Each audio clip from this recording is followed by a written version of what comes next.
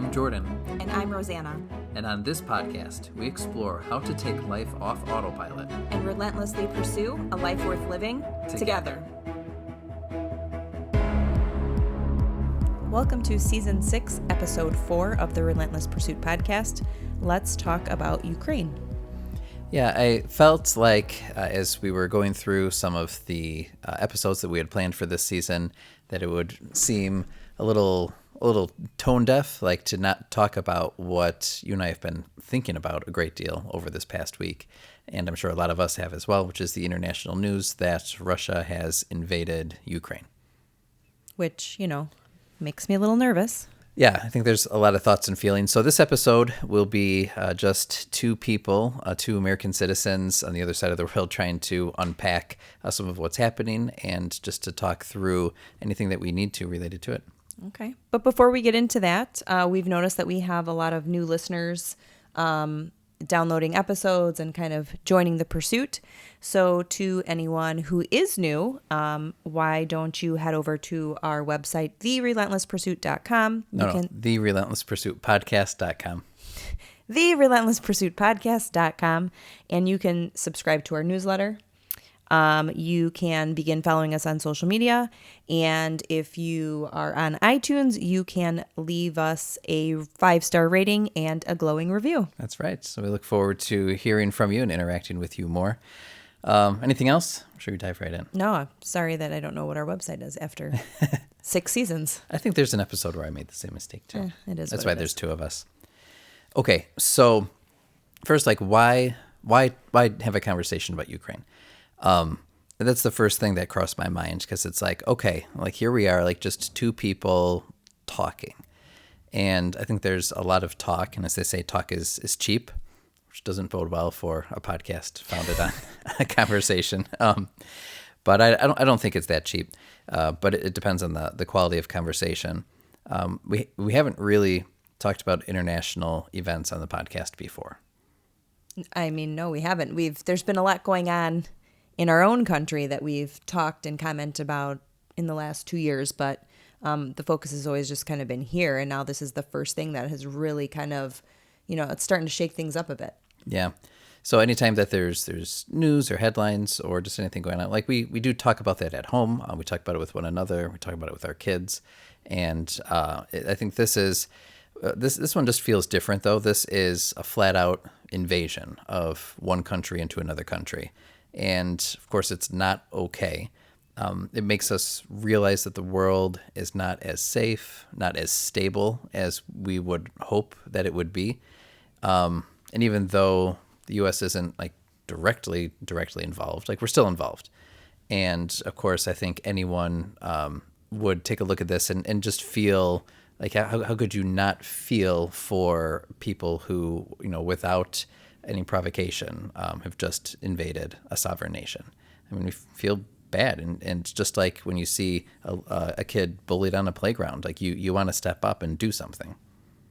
Yeah, I mean, I would agree. In the past week, we've had the kids come to us with just the pieces of information that they hear, kind of wanting some insight as to what's going on, they're kids, so they hear one thing and even as adults, just trying to help them filter the truth and what's actually going on. And so, it forces your hand a little bit, even if you're not really paying attention to what's going on in the world, to take a minute and be okay, even now my kids have questions. So let me find some answers. Let us find some answers together. Let's talk about this. Let's put it in perspective in terms that they can understand.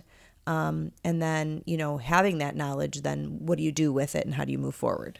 Yeah.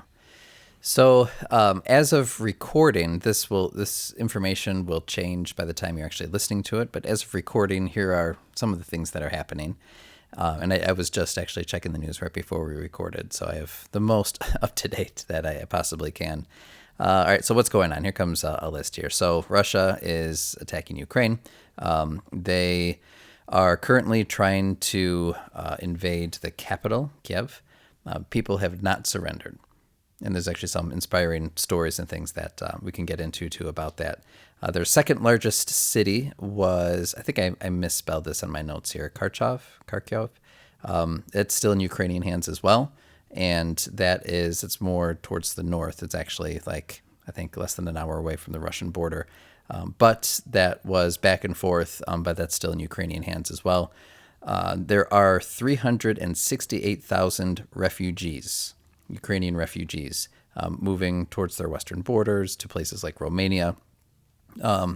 Internationally, lots of sanctions, which to me sounds like a weak word. Like when someone mentions sanctions, it reminds me of Apu from The Simpsons. People are like stealing from his store. He's like, "You leave me no choice but to ask you politely one more time," right? But actually, these are not just your baby sanctions. There's some big stuff that's going on. So, countries like the United States, Britain, Germany, a lot of financial sanctions, economic sanctions. And it doesn't seem like much when really what you want to do is punch someone in the face. But it's kind of like hitting them where it hurts, but in a different way. It's a non-military form of aggression. And so you don't see those results right away, but you do see those results over time. There's also the international banking system, SWIFT. So basically, it's very difficult now for Russia and for even specific Russians. They refer to as Russian oligarchs, just rich people who support the Putin regime. It's very difficult for them to move money, to access money, and so on. So just about everybody in the world has said something negative about Russia, even traditional Russian allies. So you have like Bulgaria or Moldova or like other countries. Even China hasn't said something quite as strongly as other countries have, but they've kind of like taken a step a little further away from their trade partner. What else is happening? NATO is reinforcing its troops. The United States has actually sent troops to NATO nations, and so it's a form of aggression. But the United States has also said, Biden said explicitly multiple times, that Americans will not get directly involved militarily in Ukraine. Why do you think that is? He said so. He said when Americans and Russians start shooting at each other, then that's bad for everybody. Yeah. Okay. That's a degree of escalation that just the world can't tolerate right now. Not ready for. Yeah. But Ukraine is a non-NATO nation. So it's not in this military alliance, but there are other countries right there that are. And so if there is some kind of form of violence towards them, that will bring the wrath of NATO, including the United States, into the picture.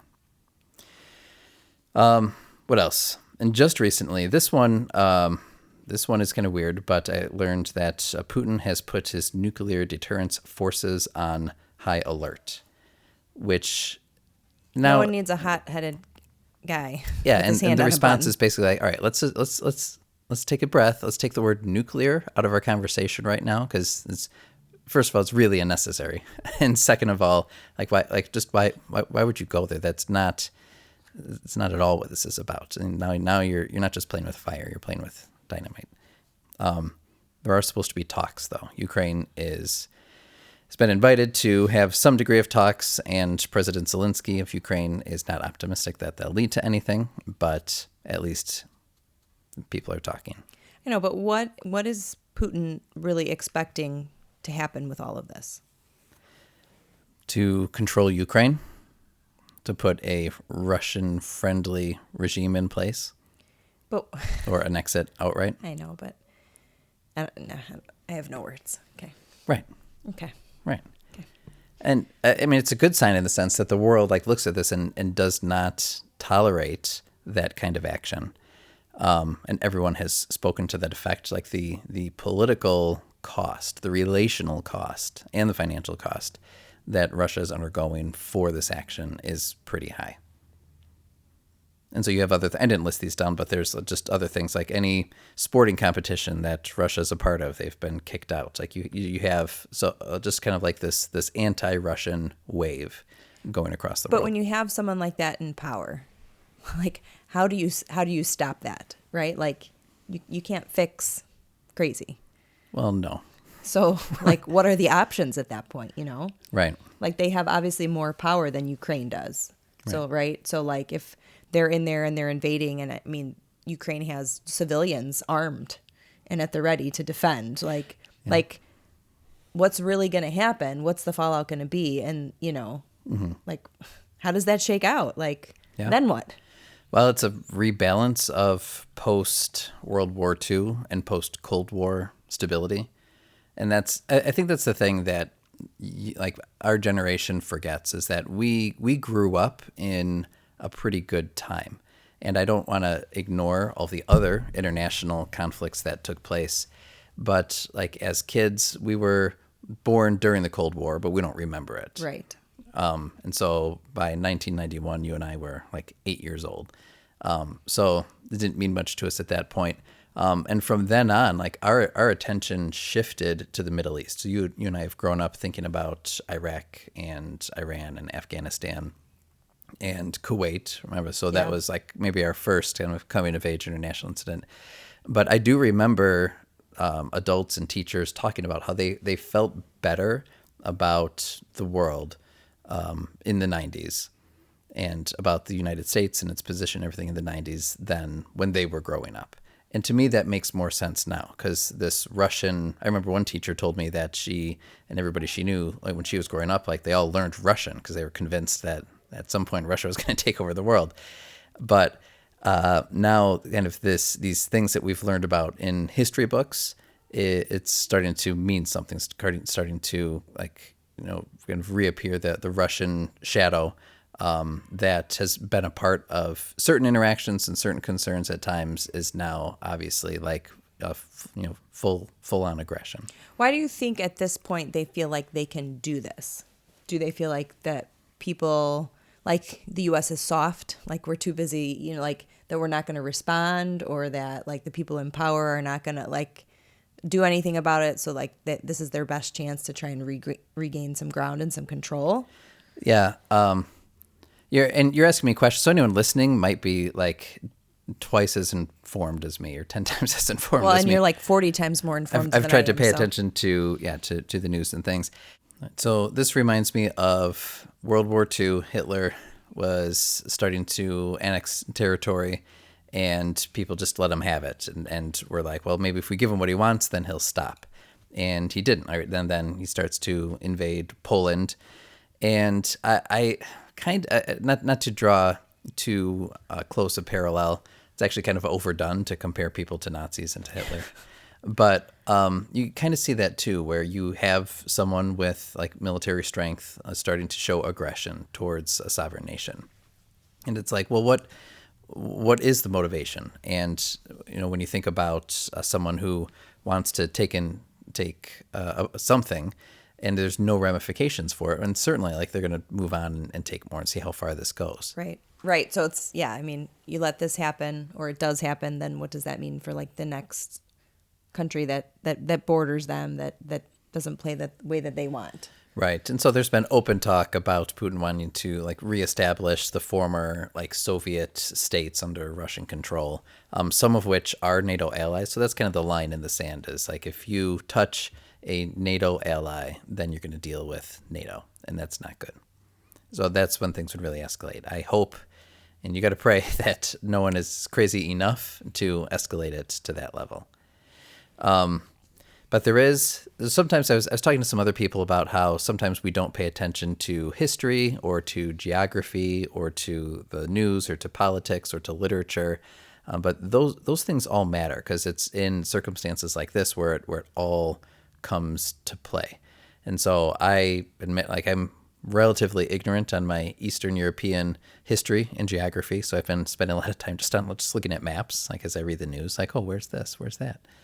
And, but Putin got on Russian state TV about a little under a week ago, and gave a very distorted history lesson. Boy. That basically talked about like the history of Ukraine and why ultimately he still perceives it as Russian, or what should be Russian. And it was essentially a crime that it was made into a separate sovereign state. So I see you rolling your eyes. So But again, like when you perceive things that way, right? Then you say like, well, maybe we do have just cause to go to war because we're just taking back what's ours. But it's a pretty twisted way of thinking about it. I've actually spent one of my favorite podcasts to listen to it's nothing like ours. I listen to a lot of history podcasts, and just listening to like Europe in the 1700s and 1800s, really all the way through like World War II. It's like there's a lot of war. There's a lot of fighting. And so that's why like we grew up in a time where there was relative peace and stability in Europe, but that's really more the exception, historically speaking. Yeah, well, and yeah, I mean, you're very good with history and about history, and so, you know, I just think of myself like a lot of times, like I'll see a headline come up and I'll read a little bit about it, or like, I think it was like one day last week when I was like, hey, did you see that like Russia is like at war with Ukraine, and like we turned something on and we were looking at that, but I'm not as good about like taking the time to like learn more about it. And so, even just doing an episode like this is just good to kind of talk about like what is going on. And I'm always the first one to be like, all right, tell me what I need to know about this. Like, give me some context, give me some history. Because I don't know, for better or for worse, sometimes probably for worse, I've kind of got my head down, right? I'm taking care of my kids, my family, my business. And sometimes we're dealing with like the dog and the 3-year-old. We're like, it's a right. war zone in here. Right. So, like you could just get caught up in your little end of the world, right? Or in your little community, or just what's going on in your nuclear family. And so it's always just a good reminder to me when things like this come up that like these conversations are important, and to find good sources to go to get right your history lesson of Europe, or the Soviet Union or whatnot, right? Like, he's going on his context of a convoluted history of the Soviet Union, and so it's important to seek that out. And so whether you're seeking it out through your spouse or a friend or NPR or like whatever it is that like we have to look up and take our head out of the sand regardless of what's going on in our own lives to see what's going on in the world, because like it matters. And then what we do in response to what's happening also matters. Yeah. And this is going to be one of my closing thoughts, but I'll share it now, and maybe we'll come back to this too, is how, I think it's good that we talk about this right now, and we consider like what is our role, what can we do, but that also brings to mind how ignorant or how passive we've been with even other recent incidents.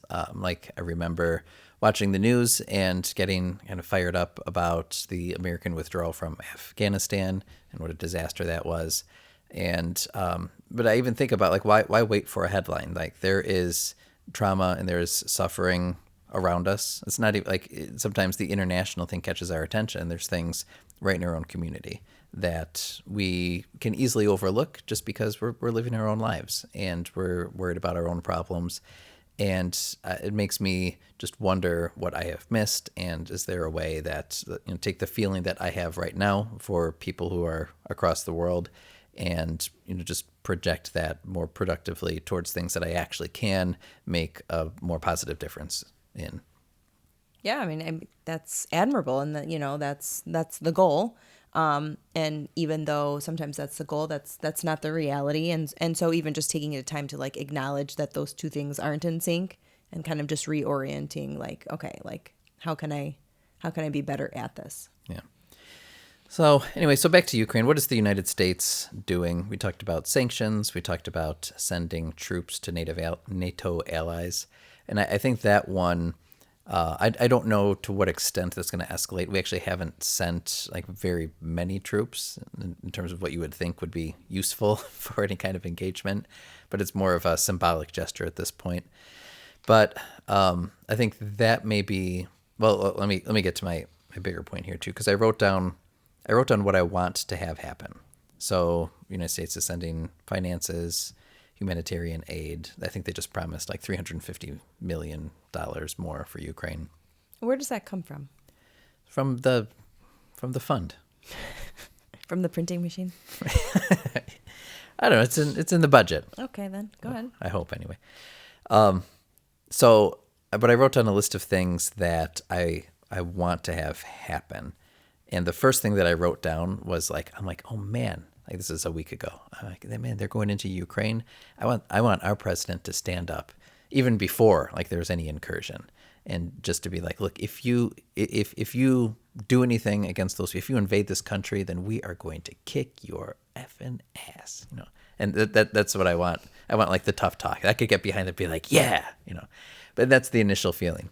But I think right now, if you harm a hair on his head, sorry, right? Just to be like, whoa, like, all right, we're gonna have a big stick, and we're gonna start swinging it in a second. But I think right now, like American policy is wise. Like, all right, let's not get entrenched in a European war that as Biden says, like involves or start our own while we're there. Americans and Russians shooting at each other. So we're fighting in really the best way that we can right now. I do like how the international community seems to be working together and has almost across the board cried out against the Russian incursion. I mean, it makes you feel good when like everybody else is on the same team for the most part. It's like we're all looking at this the same way, right? This is crazy. This is wrong. Yeah. But here's one of the things. There's one speech of Biden's a couple of days ago where he was giving an update and talking like, we're doing these sanctions. Here's what we're doing. We're working with this country, and here's all of the stuff that's taking place. And then he transitioned to talking about oil prices and how much we're going to pay at the gas pump. And it felt it felt kind of trite for him to bring it up. And I know he should. But that's one of the things that's going to happen is because of the international turmoil, gas prices are going to go up. And so it's like, well, gee, man, I'm real sorry that, their home is getting destroyed and that, women and children are now, international refugees and that they're getting invaded by a foreign country. But, man, I'm paying more at the gas pump. Well, he's probably like, it's not my fault. I paid 30 cents more for gas. It's somebody else's fault. This isn't my fault. Yeah, so it just sounds like just very minimal. If that's my problem compared to their problem, okay. Like I understand, I get it, and I'm prepared for that. But maybe people don't think of it in that way, right? Like I've seen some things be posted or reposted. It's like, we're over here petitioning about not petitioning. Well, I mean, they're petitioning. When you stand outside, protesting. Sorry. A little bit of a fuzzy brain this morning. Protesting about like wearing masks, right? And they're over there like protesting to like, stay alive. Not get invaded. Correct. So it's like, let's put it all in perspective. Like, yes, our bad is, there's always someone who has it worse than us. And so like, yeah, we're going to pay more for gas or we're going to do this. We're going to complain about that. But like, right. Women and children are fleeing, right? How many did you say? 368,000. Yeah. And that'll go up. So, but I have read that like other countries, usually when things happen with refugees, other countries are like, not coming in. Well, but it depends. Depends who and what. And they're like very welcoming, like, yes, like come, you're welcome. And which is great to see, like you're going to turn away women and children who are, in a bad situation. Right. So, one of the things that so this is under the category of what I want to have happen is I haven't heard this brought up, and maybe someone has a better angle on this or better understanding, but the United States is not at war, but it kind of feels like it, right? It kind of feels like there's a bully on the playground that you've said a few things to, but you've yet to actually go and stop them from picking on the innocent person that they are. So even though the United States is like taking steps to try to confront this, I do feel like we're involved. And so I think back to World War II, which is totally different because the United States was directly at war at the time, but like every citizen had a role. If you were on the home front, there were like, just constant messaging from the government about like, here's like turd scrap metal. You got an old tire, like we could use the rubber. And like you'd constantly like just understand that there's a degree of sacrifice that was being made to confront the enemy. I feel like this is different, but I'm still okay with that kind of language as a country to say like, look, we're gonna feel some things. We're gonna be hurting in this way or in that way, like all towards this cause or due to this conflict. And that's your contribution as a citizen, is to, fill in the blank with tightening your belt, having, a chin in the air, and recognizing that, part of what's going on is to not complain about what seems to be a relatively small problem compared to the big problem that someone else is taking place. Well, and I think that's a beautiful way to look at it, but are Americans comfortable with that notion or that idea? Well, Right? it Like, depends. It all depends. Like, right. because I'm speaking in generalities here, but I think there's a lot of things that are happening that are going to make us uncomfortable, and then we're going to look to our leaders to say, "Well, do I really have to be that uncomfortable? Do I Well, really have to pay that much at the grocery store or at the gas pump? Isn't there something you can do?" correct. Like, I live here, or we live here for these freedoms and to pursue and to have what we want and to flourish, and their problem isn't my problem. So, what happens when the rubber meets the road and people aren't there? Yeah. So, I think that's just a good question to look at, like, going forward. Like, people are suffering in the world, right? A lot of times we turn a blind eye to that, and it's not until there's something like this that, like, we really take notice. Because we are fortunate, because we are blessed, like what's our role, right? To back away, to turn a blind eye, to put a Ukrainian flag across our Facebook symbol and say hashtag we're praying for you. At what point do we step up? At what point do we step in as individuals, as communities, as a country, as a government? Like, what's our role? Yeah. So I think that brings us to the more practical part of the conversation, because we were talking about how talk is cheap, and but what are some of the actions and some of the attitudes? We talked a little bit about some of the attitudes that we have, but what are some of the things that we can do? Yeah, I mean, we're not going over there Right. with a gun. I think Ukraine did invite people. They're like, we invite anyone who believes in our cause to come and fight alongside us. Although that's risky. Like, I can't imagine, like, as official American policy, like people saying like, oh yeah, if you feel like going, go ahead. Like, no, we don't. Yeah, want, and do what? Put your AK-47 we don't in want your, in your like an suitcase? American militia, marching around Ukraine. But there are peoples who are going there to fight. There are even like citizen militias are forming in Ukraine as well. People But they are have armed. to, I've right? read Like, about that's like women sitting around at a park making Molotov cocktails. There's just people have stepped up, especially in that region. We are limited with what we can do. So the number one thing that is recommended that people do who want to do something is donate. donate, right? And it sounds weird. It's like, all right, I can write a check or I could send money, and it doesn't seem like much, but it is, and it adds up when a lot of people are able to do that. Do you think people are skeptical about sending money? It's like, I'm going to send this money. Where is it going? How is it being used? Like, how do I know that this Well, you even should makes ask a difference? that any time that you make a donation anyway. Well, sure, but do you think maybe that's the reason people don't? Because they're not convinced that it's actually going to be used, like, for what you're being told it's going to be used for. Yeah. So there's a number of things that you can. The best thing to do, I did this, is just to, like, you can literally Google what can Americans do to help Ukraine, and then you'll get a whole list of resources, a whole list of nonprofits. Many of them are more humanitarian. So I think of UNICEF, for example. There's like a UNICEF Ukraine division that you can directly donate to, and that helps with humanitarian efforts. There's other things like if you are more concerned about refugees, there is the UN Refugee Agency. There's Doctors Without Borders. There's CARE, CARE. And there's a number of other organizations that are just ones that can really help more in the humanitarian sense. There's in terms of getting food, getting water to people. I know that ATM machines are they're just empty because people are trying to get money. There is currently like the equivalent of $30 that you're allowed to withdraw from an ATM. But as soon as an ATM has money, like this huge line forms. And if you try to make multiple transactions, and everybody yells at you.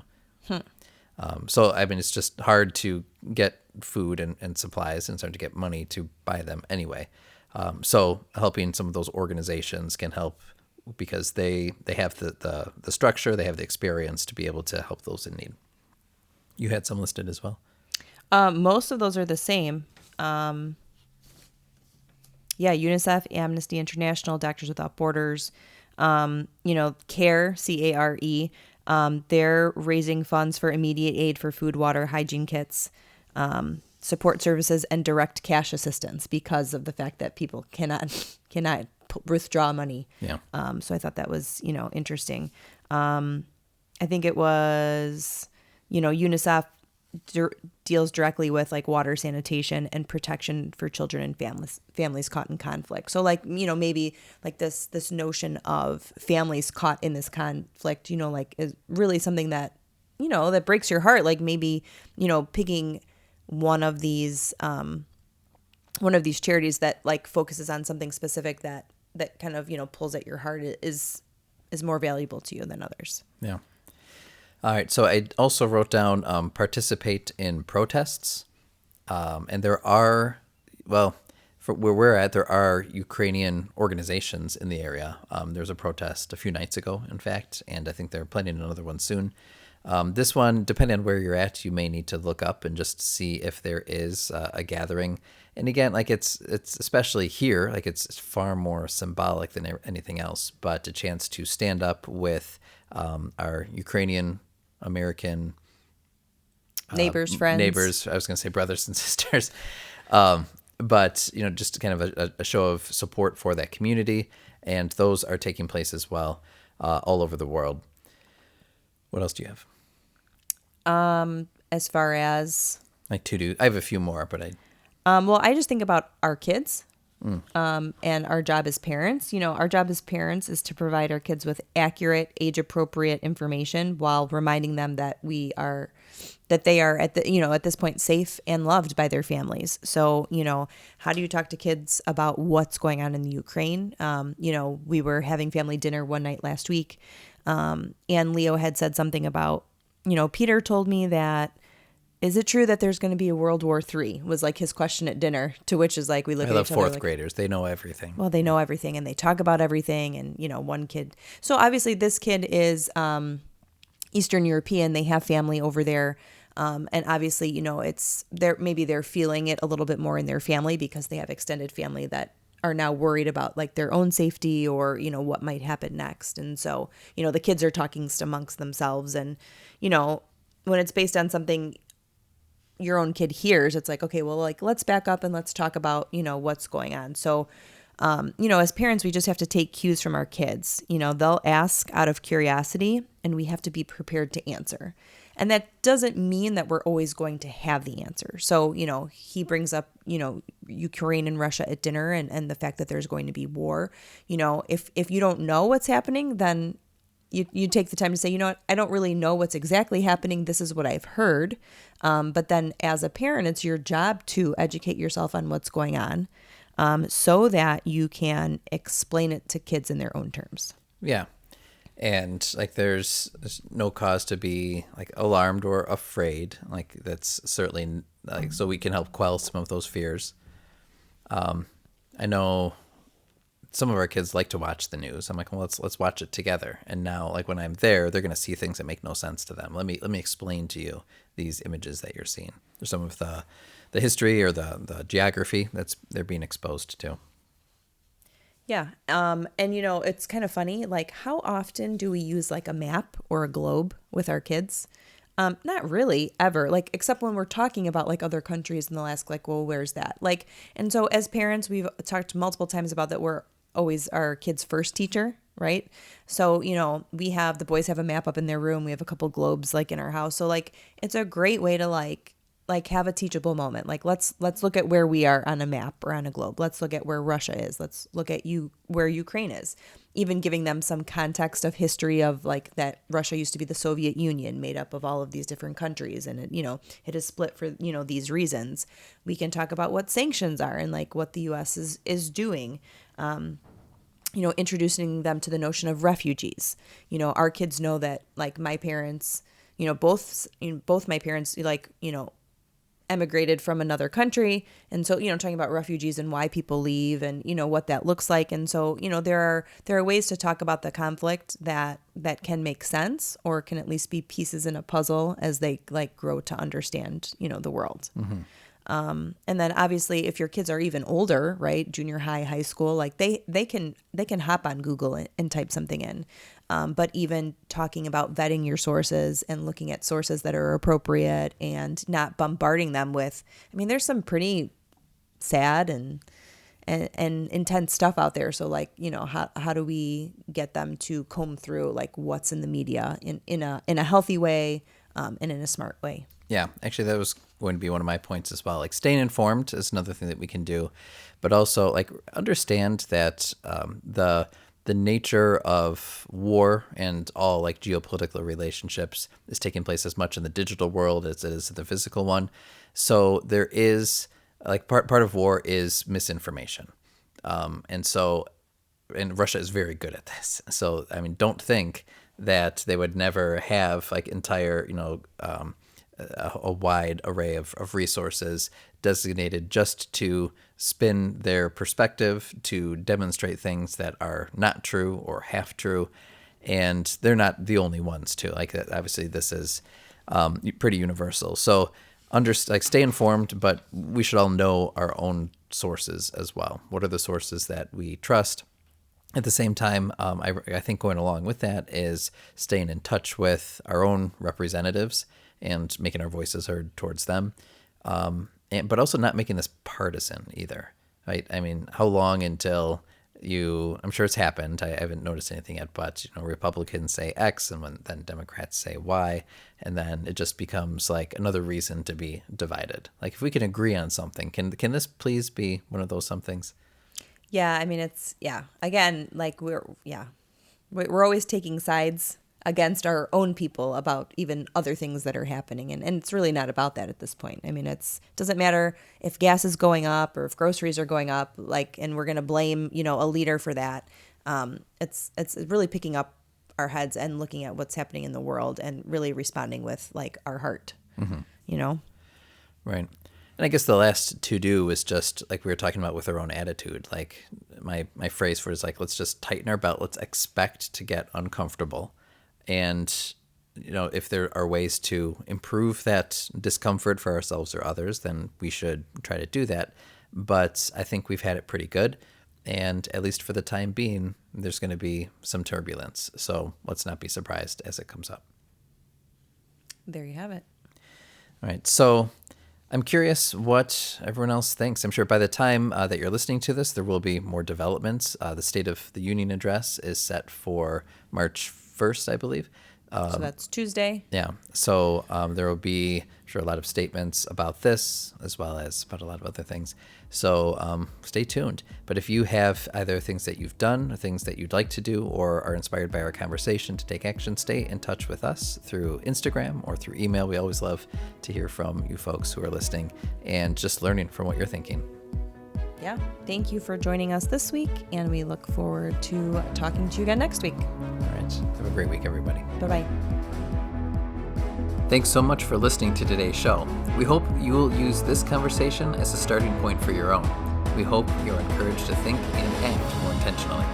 If you want to learn more, you can visit our website, therelentlesspursuitpodcast.com, where you can find notes on today's show, plus additional blog posts, and you can subscribe to our free members list. Please subscribe, leave a review, and share with your friends. Facebook and Instagram are two great places to connect with us for daily doses of our quotable quotes, behind the scenes, and real-time photos, videos, and challenges. Until next time, let us know how you are taking life off autopilot. and relentlessly pursuing what matters.